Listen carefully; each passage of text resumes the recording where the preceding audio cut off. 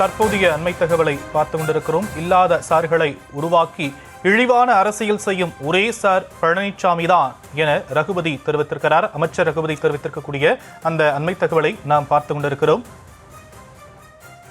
பல்கலைக்கழக மாணவி பாலியல் வன்கொடுமை வழக்கில் ஞானசேகரனுக்கு 30 ஆண்டுகள் ஆயுள் தண்டனை வழங்கப்பட்டு தண்டனை விவரங்கள் வெளியிடப்பட்டிருக்கும் நிலையில் இழிவான அரசியல் செய்யும் இபிஎஸ் என அமைச்சர் ரகுபதி தெரிவித்திருக்கக்கூடிய அண்மை தகவலை நாம் பார்த்து கொண்டிருக்கிறோம்.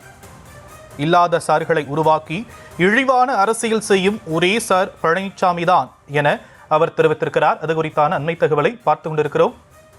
விவரங்களை செய்தியாளர் பாரி கார்த்திக் வழங்க நாம் கேட்கலாம். பாரி கார்த்திக், அமைச்சர் ரகுபதி என்னென்ன விஷயங்களை இதுல குறிப்பிட்டிருக்கிறார்? வணக்கம். இல்லாத சார்களை உருவாக்கி இழிவான அரசியல் செய்யும் ஒரே சார் பழனிசாமி சார் தான் என்று அமைச்சர் ரகுபதி காட்டமாக அறிக்கை வெளியிட்டிருக்கிறார். திராவிட மாடல் அரசு எடுத்த உறுதியான நடவடிக்கைகளால் 5 மாதங்களில் வழக்கு விசாரணை முறியடிக்கப்பட்டு அண்ணா பல்கலைக்கழக பாலியல் வழக்கில் நீதிமன்றம் தீர்ப்பு பெறப்பட்டுள்ளது என்றும் தற்போது அந்த அறிக்கையின் வாயிலாக அவர் தெரிவித்திருக்கிறார். அண்ணா பல்கலைக்கழக பாலியல் வழக்கில் திராவிட மாடல் அரசு எடுத்த உறுதியான நடவடிக்கையின் காரணமாக 5 மாதங்களில் வழக்கு விசாரணை முடிக்கப்பட்டு நீதிமன்றம் தற்போது தீர்ப்பு பெறப்பட்டிருக்கிறது என்பதையும், மேலும் அண்ணா பல்கலைக்கழக வழக்கில் 60 நாட்களுக்குள் குற்றப்பத்திரிகை தாக்கல் செய்யப்படும் என சட்டமன்றத்தில் தமிழ்நாடு முதலமைச்சர் அவர்கள் அறிவித்தார். அதே போல 60 நாட்களில் குற்றப்பத்திரிகை தாக்கல் செய்யப்பட்டதையும் சுட்டிக்காட்டியிருக்கிறார்.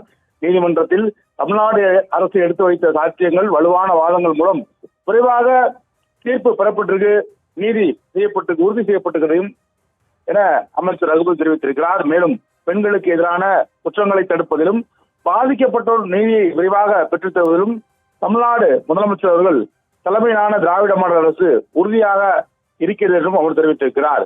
மேலும் பல்வேறு பொள்ளாச்சி விஷயங்கள் உள்ளிட்ட பல்வேறு விஷயங்களை சுட்டிக்காட்டி அதிமுகவில் கண்டனம் தெரிவித்திருக்கும் அமைச்சர் ரகுபதி, தமிழ்நாடு பெண்களின் உரிமைகளை உயர்த்தி அவர்களுடைய பாதுகாப்பை உறுதி செய்வதில் நுனியளவும் சமரசத்திற்கு இடம் தராமல் ஆட்சி செய்யும் தமிழ்நாடு முதலமைச்சர் அவர்கள் ஆட்சியில் பெண்களுக்கு துன்பம் விளைவிக்கும் எந்த குற்றவாளியும் தப்பிக்க முடியாது என்பதற்கு அண்ணா பல்கலைக்கழக வழக்கின் தீர்ப்பே சாட்சி என்றும் தெரிவித்திருக்கிறார்.